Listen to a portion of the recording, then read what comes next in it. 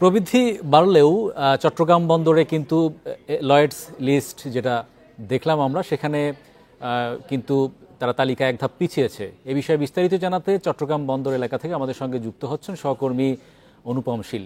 অনুপম, আসলে মূল কারণ কি? কোন কোন সেবা বা কোন কোন বিষয়গুলোর অবনমনের কারণে তালিকায় আমরা পিছিয়ে গেছি?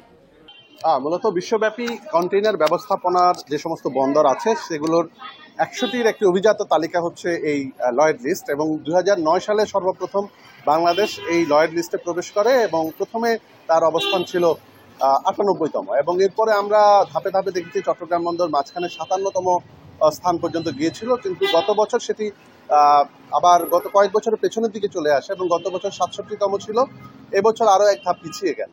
তো যদিও আমরা দেখছি যে বন্দরে যে 2024 সালের যে কন্টেইনার হ্যান্ডলিংয়ের যে পরিসংখ্যান সেটি বিবেচনা করলে দেখা যায় চট্টগ্রাম বন্দর কিন্তু তার আগের বছরের তুলনায় প্রায় 7.4% কন্টেইনার হ্যান্ডলিংয়ে প্রবৃদ্ধি হয়েছে। তারপরেও কেন পিছিয়ে গেল এই বিষয়টি নিয়ে আমরা আসলে যারা বন্দর ব্যবহার করেন তাদের অনেকের সাথে কথা বলেছিলাম, বন্দর বিশেষজ্ঞদের সাথে কথা বলেছিলাম। তারা যেটি বলছেন যে মূলত 2024 সালে আমরা জানি যে দেশে রাজনৈতিক একটি বৈরী পরিস্থিতি ছিল, এর ফলে ঠিক 7.4% এই প্রবৃদ্ধি হলো, এটি আরও বাড়ার কথা ছিল।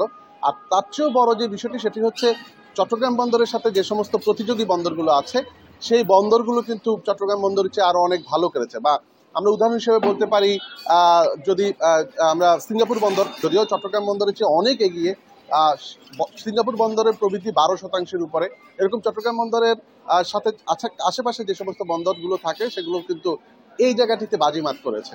এবং আরেকটি মজার বিষয় যে আরেকটি বন্দর যেটি অন্যান্য সময় চট্টগ্রাম বন্দরের চেয়ে বেশি এগিয়ে থাকে, শ্রীলঙ্কার কলম্বো বন্দর, তারও কিন্তু এক ধাপ অবনতি ঘটেছে। একই সাথে ভারতের যে কন্টেইনার বন্দর ব্যবস্থাপনার সবচেয়ে গুরুত্বপূর্ণ যে বন্দর মুন্দ্রা, সেটিও এক ধাপ পিছিয়ে গেছে। তবে আমরা যদি এই তালিকার প্রথম 10টি বন্দরকে বিবেচনা করি সেক্ষেত্রে আমরা দেখছি যে এশিয়ার বন্দরগুলো সবচেয়ে ভালো করেছে, এবং প্রথম 10টি বন্দরের 6টি চীনের, একটি মালয়েশিয়া, একটি সিঙ্গাপুর, দক্ষিণ কোরিয়ার আছে, অর্থাৎ আর একটি ইউনাইটেড আরব আমিরাতের একটি বন্দর আছে। তো সেক্ষেত্রে আমরা দেখছি যে এইবার কিন্তু কন্টেইনার হ্যান্ডলিংয়ের ক্ষেত্রে এশিয়ার বন্দরগুলো অন্যান্য বারের চেয়ে অনেক বেশি ভালো করেছে। এবং আরেকটি বিষয় দেখেছি যে গত কয়েক বছরে আমরা দেখছিলাম যে ইউরোপের বন্দরগুলো রাশিয়া এবং ইউক্রেনের যে সংঘাত সেটিকে ঘিরে কিছুটা গত বছর অবনতি হয়েছিল, কিন্তু এবার সেটি তারা আবার ঘুরে দাঁড়িয়েছে।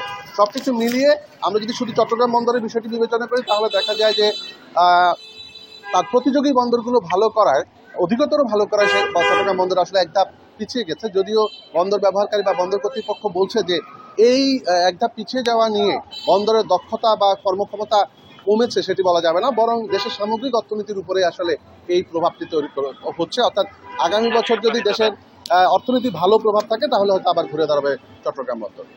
ধন্যবাদ অনুপম আমাদের সঙ্গে যুক্ত হওয়ার জন্য।